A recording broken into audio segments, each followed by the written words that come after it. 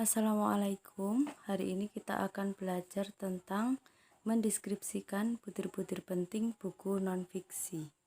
Masih bersama saya, Diah Puspitasari. Pernahkah kamu menyadari bahwa membaca buku memiliki banyak manfaat? Membaca buku sangat berguna karena buku merupakan sumber informasi, ilmu pengetahuan, gagasan, dan inspirasi. Baiklah, sebelum kita mulai masuk ke materi, saya akan menjelaskan tentang perbedaan buku fiksi dan buku non-fiksi. Buku fiksi ditulis berdasarkan imajinasi pengarang dan fiktif. Dapat berbentuk cerpen, novel, drama, dan puisi. Dipengaruhi subjektivitas pengarang, berusaha mengunggah perasaan dan membangkitkan emosi pembaca. Bahasanya bersifat konotatif dan menimbulkan tafsiran yang beragam. Sedangkan buku non-fiksi dibuat berdasarkan fakta, realitas, atau hal-hal yang benar-benar terjadi dalam kehidupan sehari-hari. Dapat berbentuk esai, artikel, resensi, biografi, dan autobiografi. Harus dibuat dengan memperhatikan objektivitas, selain itu mengunggah nalar atau pikiran pembaca. Bahasanya bersifat denotatif dan tidak menimbulkan makna ganda. Selanjutnya akan saya bahas tentang butir-butir penting buku non-fiksi. Butir penting buku non-fiksi. Salah satu jenis buku non-fiksi adalah buku pengayaan. Buku pengayaan adalah buku yang isinya bermanfaat untuk menambah dan meningkatkan pengetahuan. Siapa saja yang membacanya, baik dalam ilmu pengetahuan ataupun keterampilan. Karakteristik buku pengayaan. 1. Materi bersifat kenyataan. 2. Pengembangan materi menunjang pengetahuan dalam kurikulum. 3. Materi disajikan secara populer dengan teknik yang inovatif. 4. Penyajian materi dalam bentuk deskripsi, eksposisi, argumentasi, narasi, puisi, dan penggunaan gambar. Yang terakhir, penggunaan media yang kreatif dan inovatif.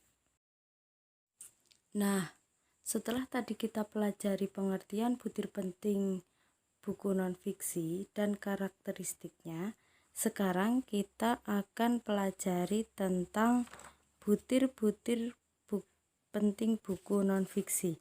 Apa saja yang akan kita tulis setelah kita membaca buku non-fiksi?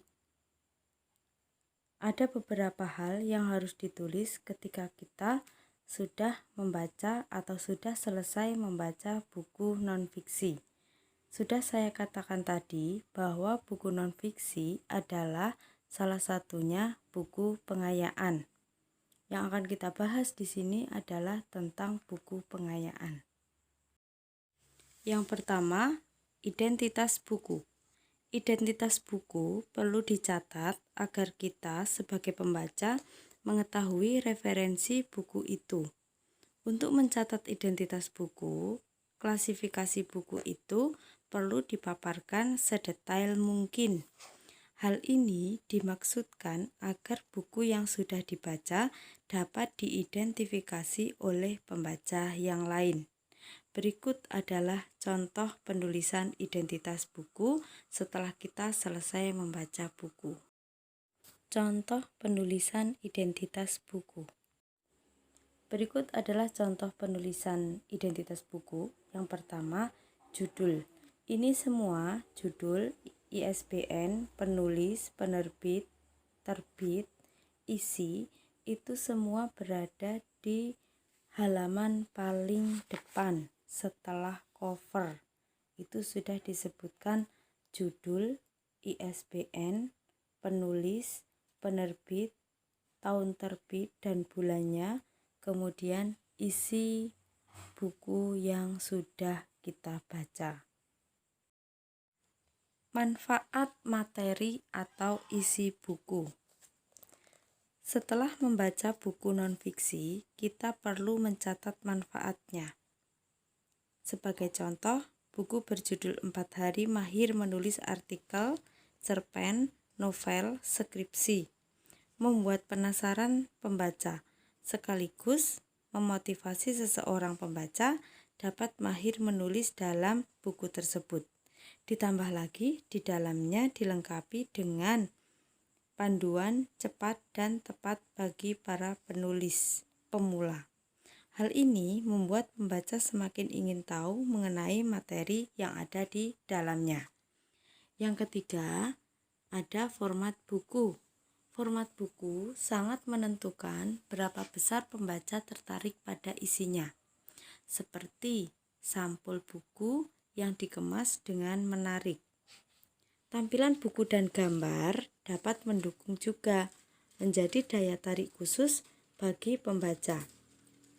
Jangankan isinya, hanya melihat tampilannya saja, jika buku tersebut sampulnya menarik atau dalamnya menarik, orang sudah termotivasi untuk mengetahui lebih dalam tentang materi buku. 4. Penyajian materi atau isi buku. Penyajian harus menarik, terutama dalam penyampaian isi. Penyajian isi yang baik harus memenuhi beberapa karakteristik, antara lain memenuhi standar penulisan ilmiah, bahasa mudah dipahami, dilengkapi contoh atau ilustrasi, dan ilustrasi itu dapat mendukung uraian-uraian. Dalam penyajian materi atau isi buku ini, kalian bisa menjelaskan tentang covernya, gambarnya ada tidak, tabelnya ada tidak, seperti itu. Penyajian isi yang baik dan menarik akan lebih mendapat perhatian pembaca dibandingkan dengan penyajian yang biasa-biasa.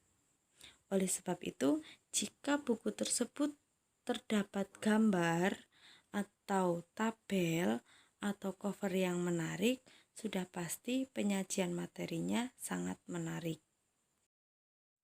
Bahasa yang digunakan dalam menuliskan butir-butir penting teks non-fiksi, bahasa yang digunakan dalam buku non-fiksi hendaknya bahasa yang lugas, logis, menarik, dan mudah dipahami. Bahasa yang mudah dipahami tidak banyak menggunakan majas. Logis artinya sesuatu yang bisa diterima oleh akal sehat. Lugas adalah langsung pada hal yang dituju, tidak berbelit-belit.